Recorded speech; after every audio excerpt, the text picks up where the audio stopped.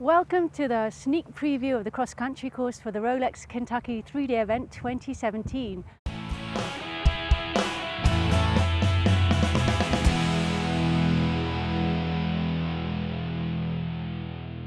So I'm here with Tom Ricciavart. You're the technical delegate for the Rolex Kentucky Three-Day Event. Tom, how long have you had this job?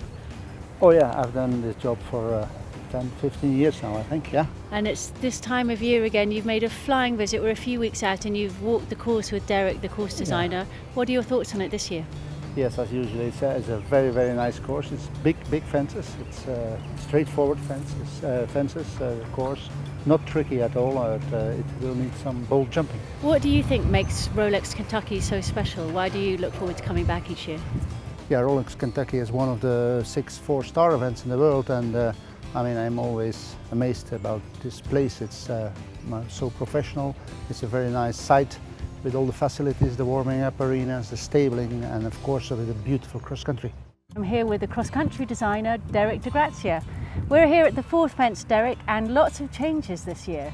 The track will remain the same for the most part. However, we've changed all the combinations and actually the way the jumps come up during the course. The beginning of the course, the first 3 fences just are there really to get the horses going and into the course. And from there, we come to the first combination here at 4. They'll jump in over a set of rails and then continue down the slope again over a brush jump, and then again even further down the slope to a set of corners, one being the direct way and the other being the alternate corner. This combination, not only will there be a lot of momentum that's going to be created going down the slope here, but there's going to be a lot of accuracy that's going to be required.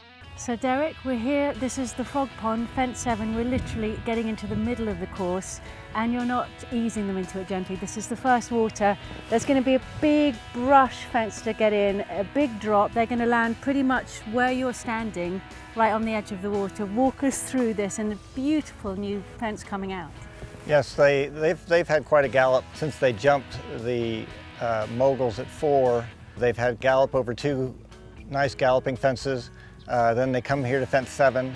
They really need to get their horses back underneath themselves, start to get themselves prepared to jump into the water.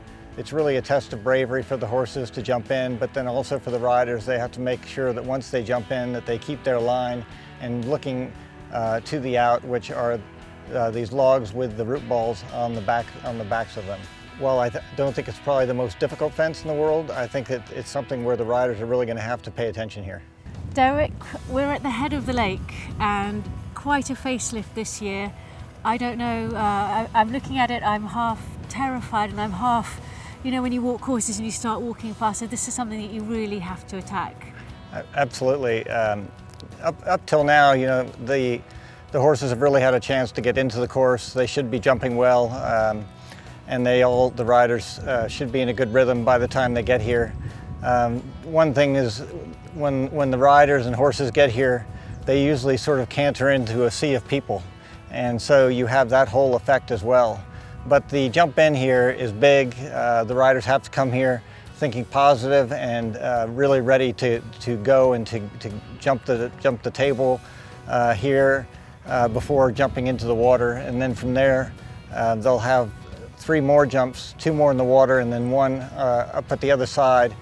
But each one of them is something that they're going to have to be very positive and forward about and really think in the attack mode here at the water. And when you say that table is big, I mean, I think that's an understatement. Is that maximum size? It looks enormous. No, it's not maximum size, but just where it's sited, it's going to look quite big.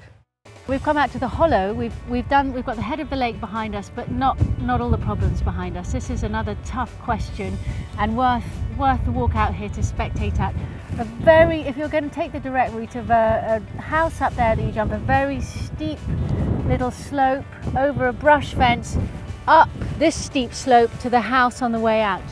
Am I right? Yes, absolutely. Absolutely. The hollow this year, we've done a little remodel on it, and we used to have some steps that were